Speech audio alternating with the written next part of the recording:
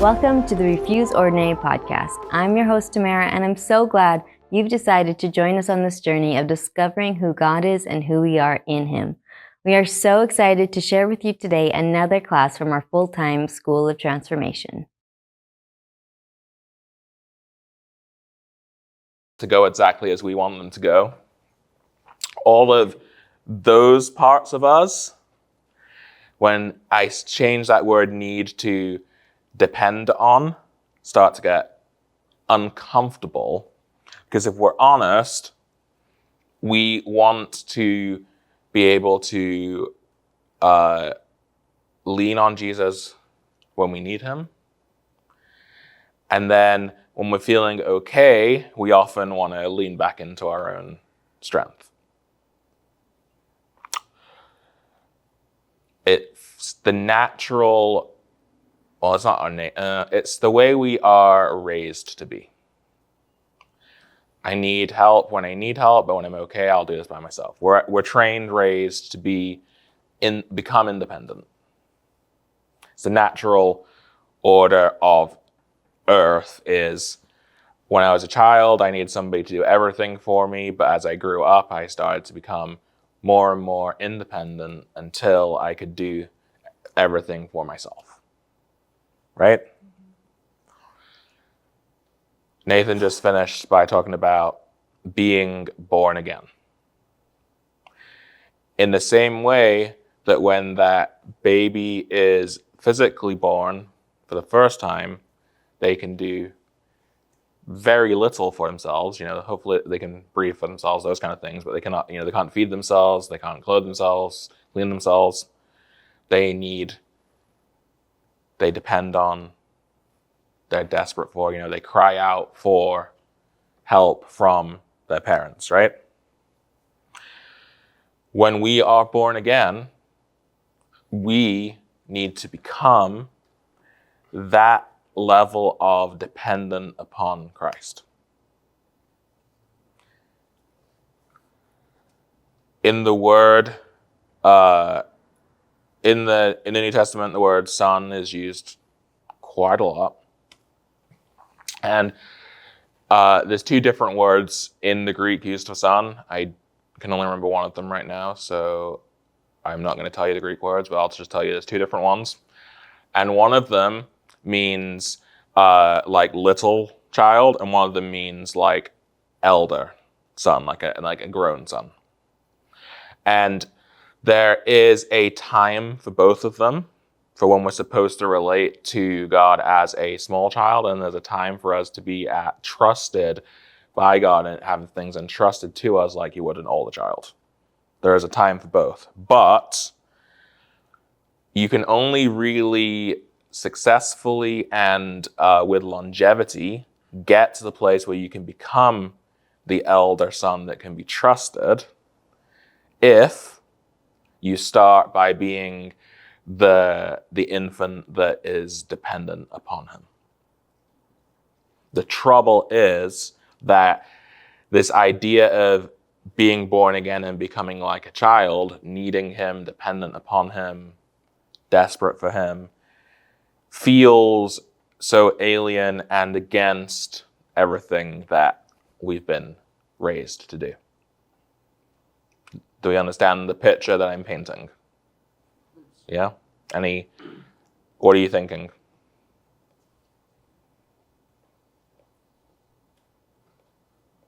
Who thinks they have an easy time with this? Okay. Who has a hard time with this idea? Okay. And then everybody else is either not answering or in the middle. Okay. Why do you think it's difficult for you? Okay, go ahead. I've been let down so many times, but when I have, what is it? Been desperate for things or needed something from somebody, or in that context, and then so kind of why it's hard for me to do that with Jesus is because I shift that the human perspective, or what other people have done to me or not came through onto him. Yeah, that makes sense. Well, can everybody relate to that? Yeah. Any other thoughts about why it's challenging for you to do this? Yeah. Yeah, it's just like there's certain places in my life where I just tried to rely on myself, and obviously that didn't work. So it's now learning this new way of relying on Jesus, and in turn relying on the people that He's putting in my life, because obviously I need other people's help, whether I want it or not. So often we equate the idea of needing Jesus or needing a person, needing something other than our own ability, as weakness, right? If I was stronger, if I was smarter, if I was more able, if I was more this, if I was more that, or if I was less this or this, then I wouldn't need to need.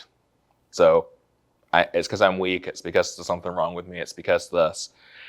So we view the idea of needing, depending, as a negative. And the reality is, and where we're going to go in a moment is that without Jesus, we have no hope.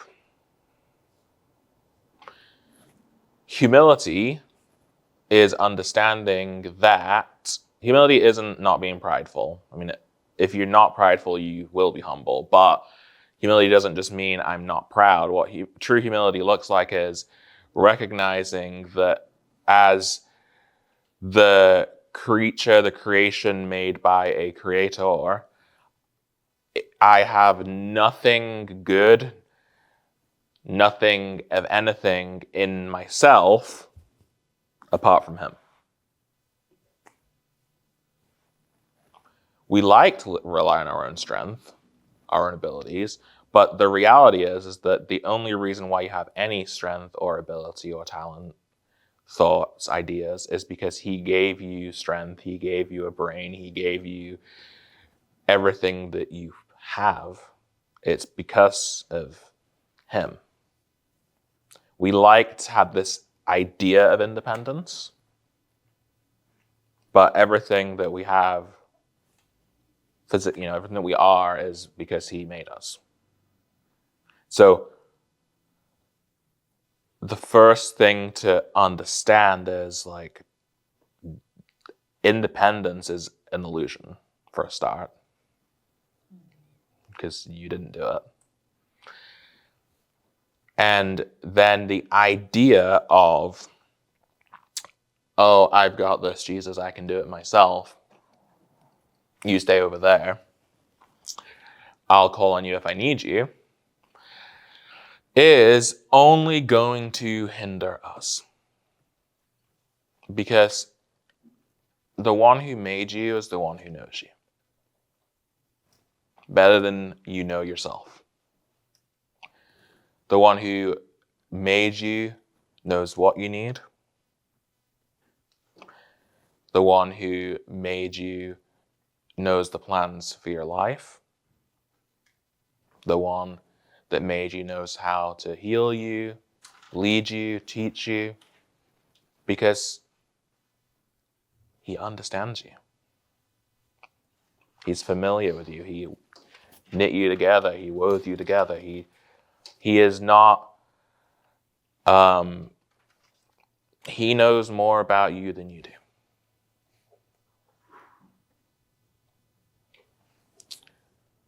So,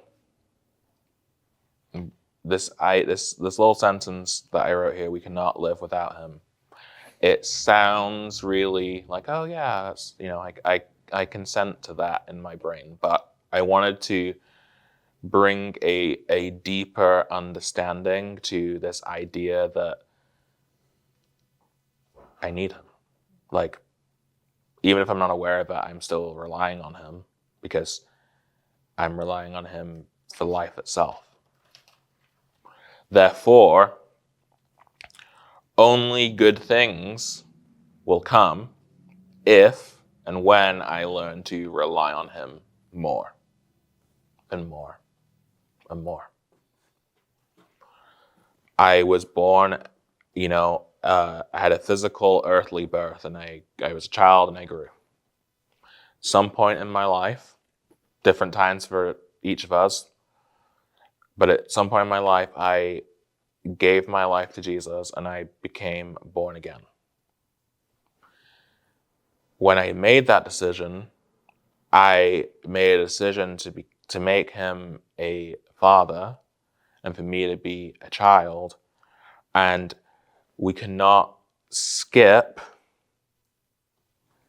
steps of maturity just because we think we're a grown-up.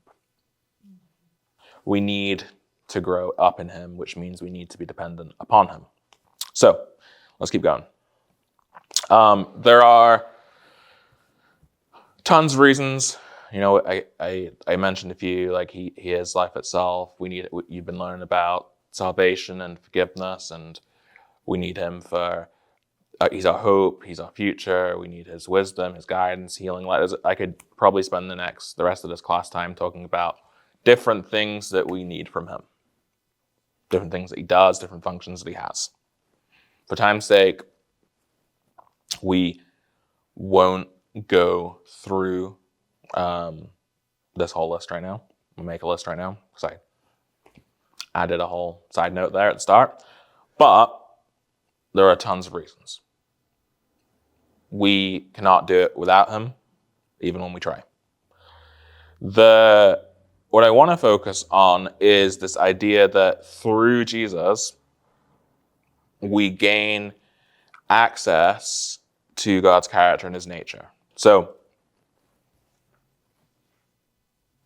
going back to being born naturally and being born again, you may have heard the idea of the argument of, are we the way that we are based on nature, or are we the way that we are based on nurture? Nature versus nurture. So nature is, I'm born this way because of my genetics, because of my heritage, because of who my parents were and who my ancestors are. Everything that I am is based on my nature.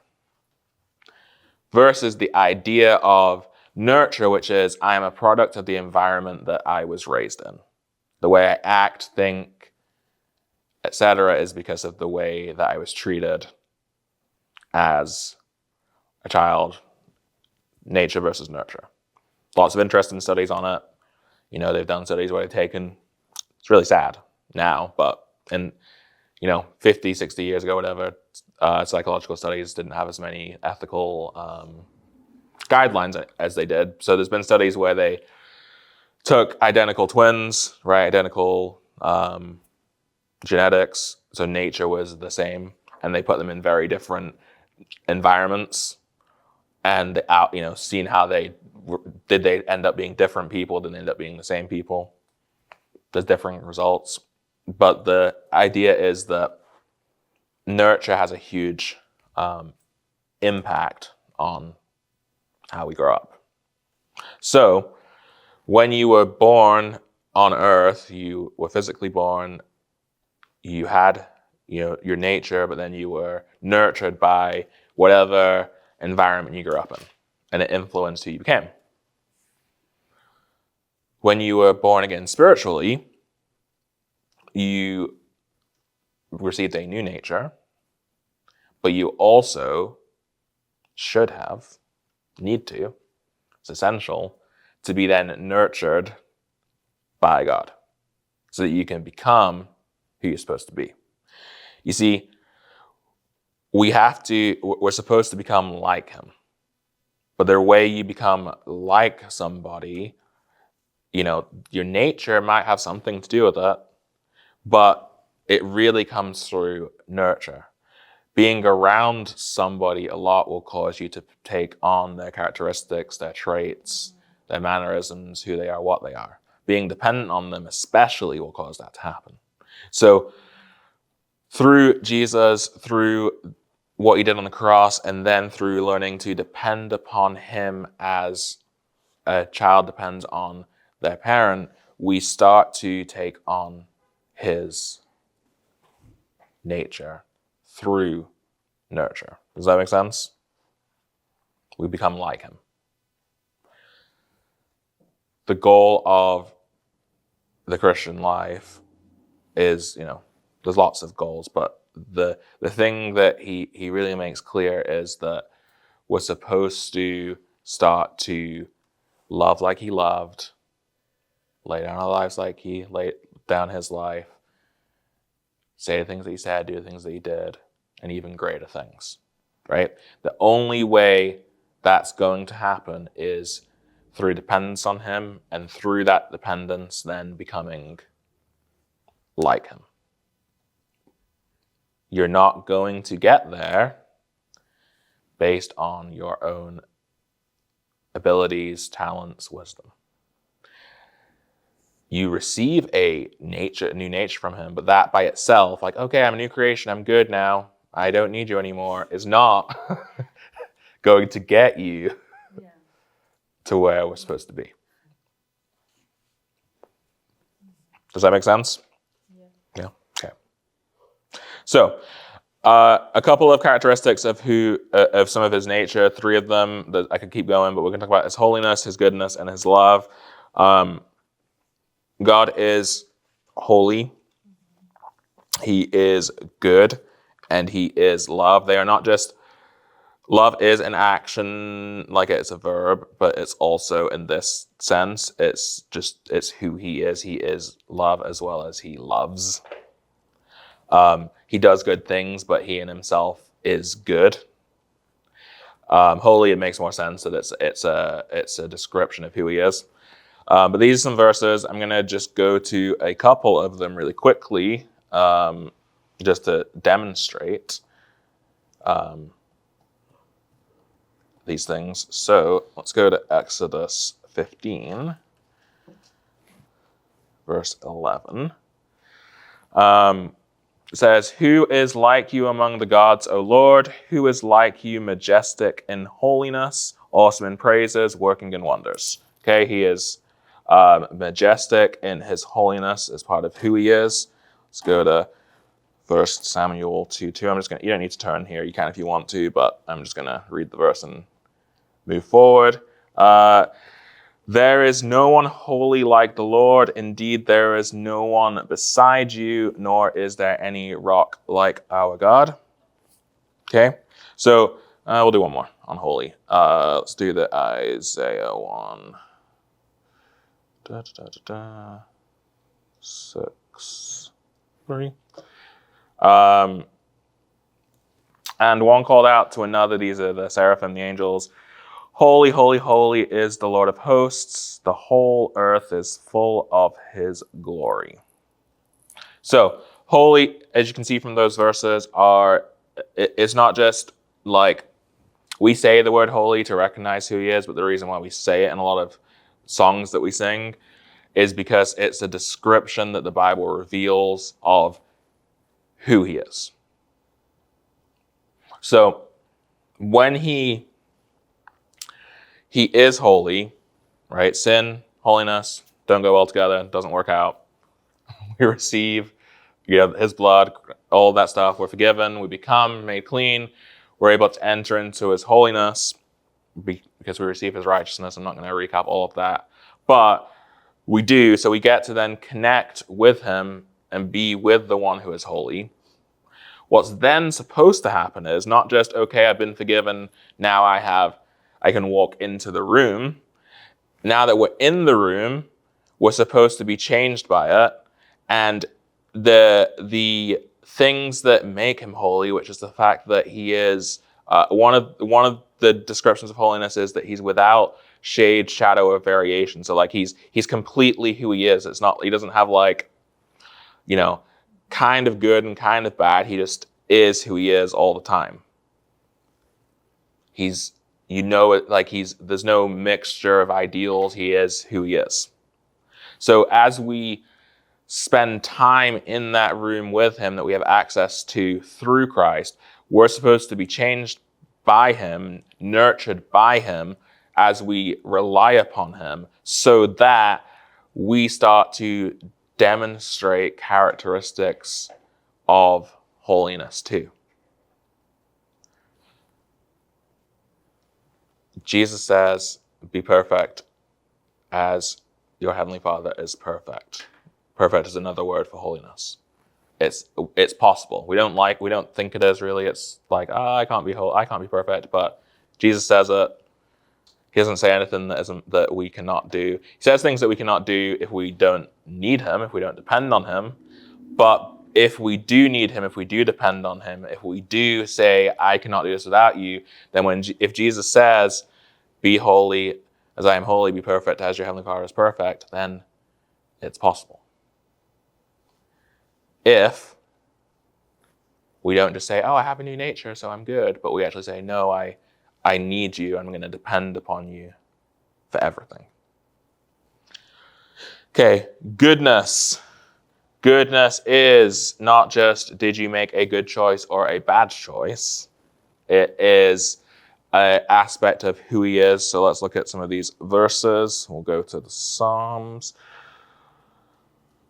Psalm, it's hiding from me. There it is. Okay, Psalm 25. Verse 8 and 9. Good and upright is the Lord. Therefore, he instructs sinners in the way. He leads the humble in justice and teaches the humble his way. Okay, good and upright is the Lord. It's who he is. And because of who he is, therefore, he instructs sinners in the way. And what is that way? The way to becoming good and upright. If we allow him to instruct us, to nurture us, we'll depend upon him. We can learn the way. Psalm 31.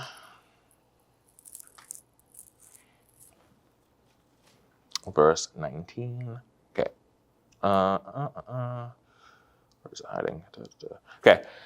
How great is your goodness, which you have stored up for those who fear you, which you have wrought for those who take refuge in you before the sons of men. Okay, how great is your goodness, which you have stored up for those who fear you, who take refuge in you. The fear word is more to do with reverence than it is to do with, I'm afraid, I want to hide. It's more like, I recognize who you are, I'm honoring you. So how great is your goodness, who he is, what he has for us, that if we would revere him, if we would honor him, if we would take refuge, which is to say, make our home within him, then we get access to these things. Okay? Let's go to love. So God is love. 1 John 4, 8 and 9. Let's read that one.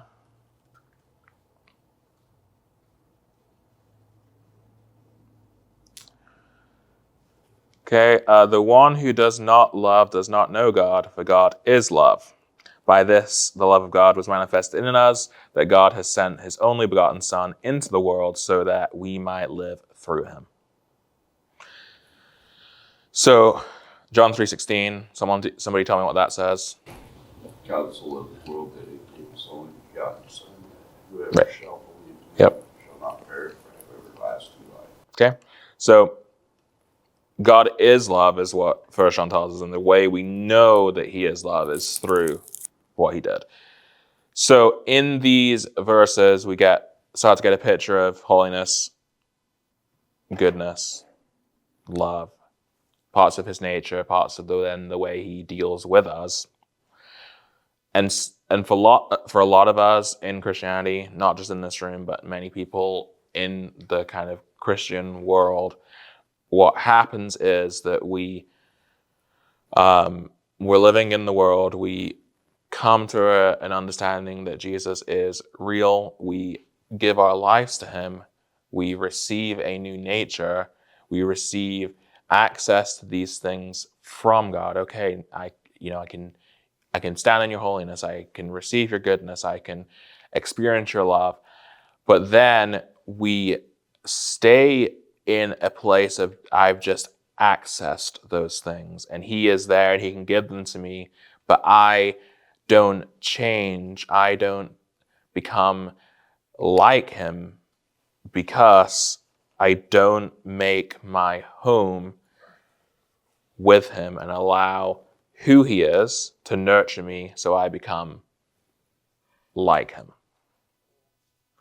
And that is the invitation that he brings us into, is not just new nature, but then to grow up in him, to become sons and daughters who can be entrusted with what he has for us, who can then take his light, his love, his all of these things and show it to a world that needs to know it.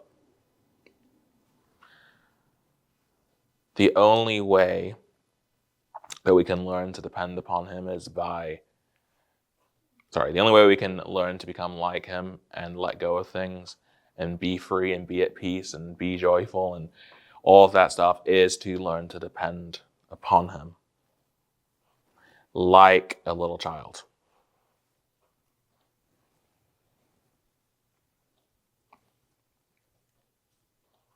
It's not weakness to admit that we need him.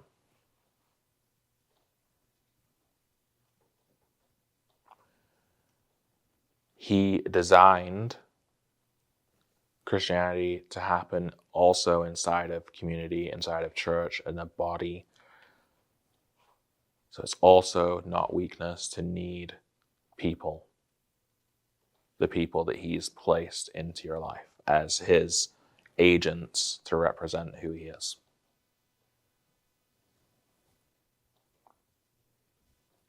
I've seen many a person over the last 17, 18 years, I don't know what it is, 17 years walking with Jesus now,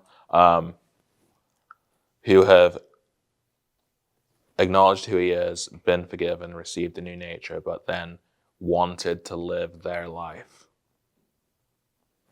And in that decision of wanting to live their life, their way, and not really be born again and then be as a child and learn from him, they fizzled out and the fire went out, and some of them, it was fast, like they just, we were walking down the same road and then they just took a hard left turn and went over there, or even a U-turn. Others, it slowly drifted because they didn't want to depend on him. They wanted to do things their way. They wanted the outcome to be their outcome. They didn't want to be as a child. They wanted to run before they could walk.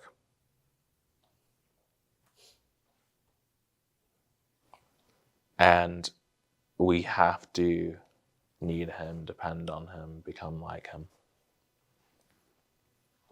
Have you ever seen a child that's been adopted into a family when there's already other children in that family? You ever seen that? Like the child comes into a family where there's already kids there, like natural kids, and an adopted kid comes in, or even just a new adopted kid comes into a home without any kids or with other adopted kids. But when a new child is adopted into a family, they receive parents that day. They maybe even receive a new name that day. They are different, like they now have a home and a family, but they don't know, trust yet the parents that they received. And they also, their actions will not reflect yet that family that they've come into. When we come to Christ, we receive a new nature, a new name, we come into his family, we do not yet resemble his children. That doesn't happen at the moment of adoption. It happened. We learn to trust him, surrender to him, receive his nature, his likeness, as we allow ourselves to need him. Just like that child has to learn that they can trust in their adoptive parents. They're used to looking after themselves. They're going to try to look after themselves, even though now they don't necessarily have to anymore. But it takes time. And it takes time for us. But we are only going to get there if we allow ourselves to. This is Matthew 6, passage that we know, probably. I'm going to read it, and then we're going to talk about it. Therefore, I tell you, do not worry about your life, what you will eat or drink, or about your body, what you will wear. Is not life more than food, and the body more than clothes? Look at the birds of the air. They do not sow or reap or store away in barns, and yet your heavenly Father feeds them. Are you not much more valuable than they? Can any one of you, by worrying, add a single hour to your life? And why do you worry about clothes? See how the flowers of the field grow. They do not labor or spin. Yet I tell you that not even Solomon in all of his splendor was dressed like one of these. If that is how God clothes the grass of the field, which is here today and tomorrow is thrown into the fire, will he not much more clothe you, you of little faith? So do not worry, saying, what shall we eat? Or what shall we drink? Or what shall we wear? For the pagans run after all these things, and your heavenly Father knows that you need them. But seek first his kingdom and his righteousness, and all these things will be given to you as well. Who is he talking to? Sorry? To us. Yes, but I mean, when it was written, like, who was he actually talking to? Do we know? Jews. Jews, right. So he was talking to the people who, by nature, like by birthright, by inheritance, by, everything the Old Testament told them, they were his people. They would call themselves his people. They would call themselves, we're God's chosen people, we're his whatever. They took on that title. They knew it. They could tell you all the history. In that time, a lot of learning was done through oral learning. So like people would say things, they'd learn how to recite it because they didn't all know how to read. So they knew the stories about what God had done for them. They identified as being his people. Yet, at this point, God hadn't spoken to them for hundreds of years. Because despite the fact that they were his people, despite the fact that he'd done all these incredible things for them, they refused to depend on him for everything. They continued to go their own way, rebel, follow the gods, do other things, do what they wanted. And then things would get really, really bad. And then they'd cry out, I need you, I need you, I need you, save us, save us, save us. And he would. And then things would be good for a little bit. And then they'd be like, oh yes, we're your people, you're so good. But then they'd slowly let the hearts drift away from him and go back to doing whatever they wanted. And Jesus comes onto the scene here. This is early in his ministry. And he's talking to the crowd that has gathered. This is in the middle of the Sermon on the Mount. And most of Matthew 6 it starts with the Lord's Prayer, our Father in heaven, teach them how to pray.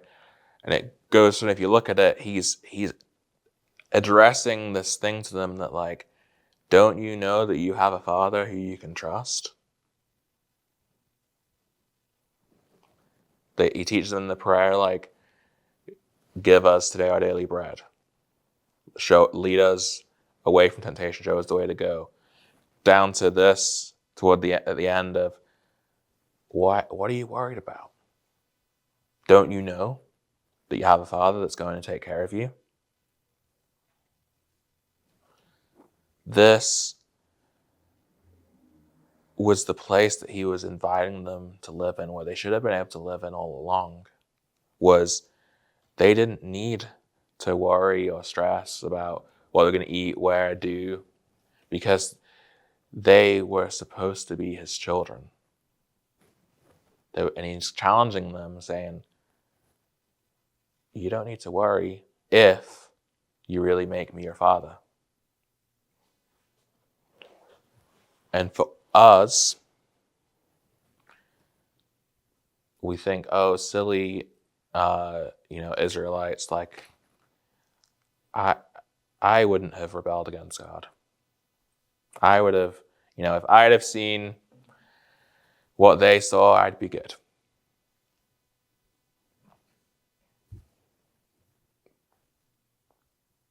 But we have received a lot from Jesus. And we lose sight of that and go into our worries and our fears.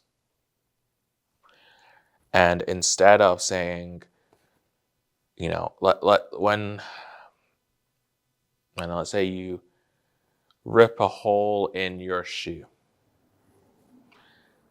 the first thing we start to think about is, okay, how am I going to, get the money to get to the store to buy what I need, and what am I going to do? We start to go into, how am I going to take care of this?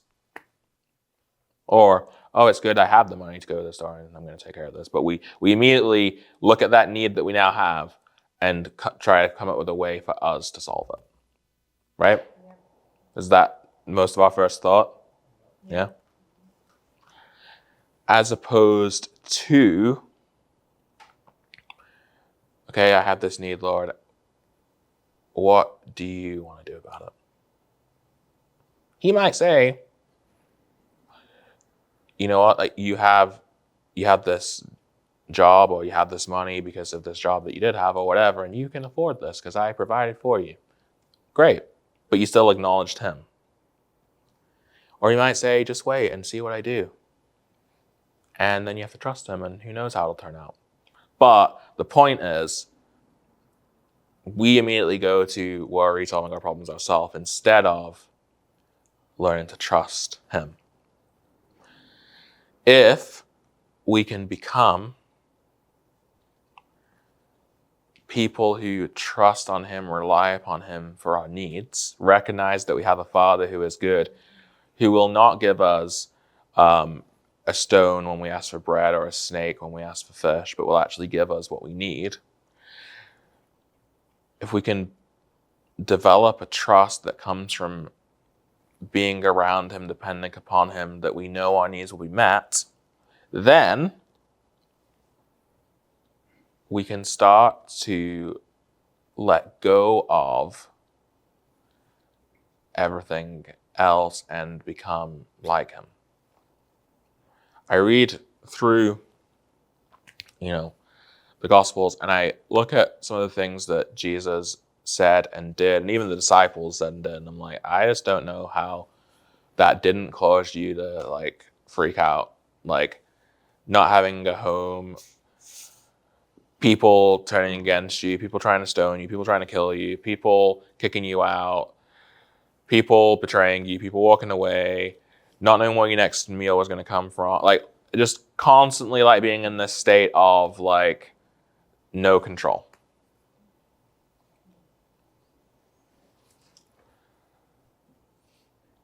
And he says, in other places, I only did what I saw the Father doing, I only went or I saw him going. I only spoke what I heard him saying.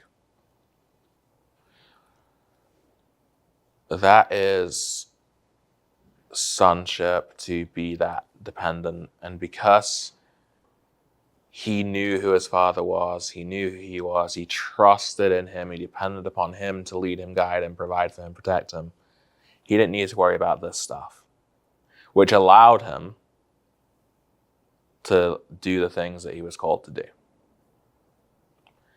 And for you and for me, I think if we can start to learn how to be dependent upon him, be in desperate need of him, knowing that he is the one that will provide for us, protect us, take care of us, that we can let go of all the fear, worry, doubt, insecurity, stress, pressure, protecting ourselves, and we can settle in to being his children, and then we'll be able to seek him freely, serve him freely, become like him, take on his characteristics, and then reveal that to the world around us. But it starts with a willingness to need him, to be dependent upon him, to become as a child again, so that you can be raised up in the ways of the one who is holy, of the one who is good, of the one who is love, of the one who is peace, righteousness, so many other things. We have to learn from him, be parented by him, turn to him for all that we have, all that we need, all that we will do, and stop trying to do it ourselves. If we do that, if we trust him, I'm going to see him come through for us. Every single time. He's always come through for me. Might not have liked how he came through for me at the time. But looking back, I'm always like, oh yeah, it needed to go that way.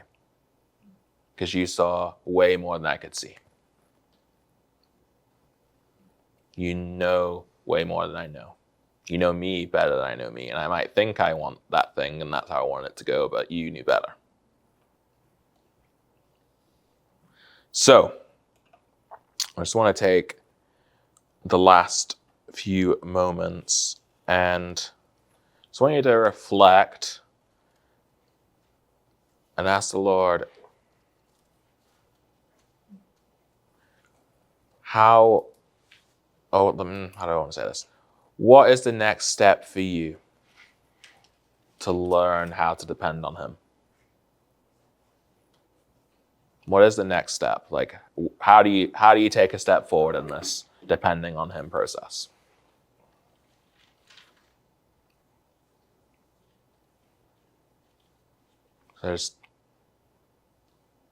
Lord, would you show us?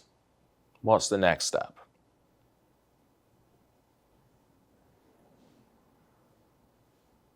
We don't want to do this by ourselves anymore.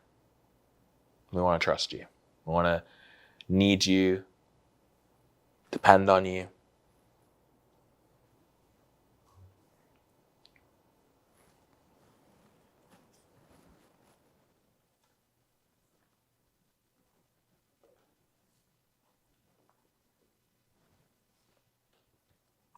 And as he shows you that next step, would you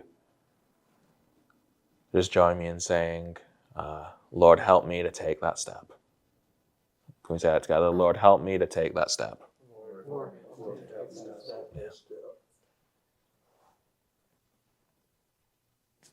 Amen. Thank you for listening to this episode of Refuse Ordinary. We hope you were encouraged, inspired, and even challenged to seek more of who God is and who you are in Him. If you have any questions about the School of Transformation or would like to apply for our next semester, please go to transformationschool.org or send us an email at info@transformationschool.org. See you next time.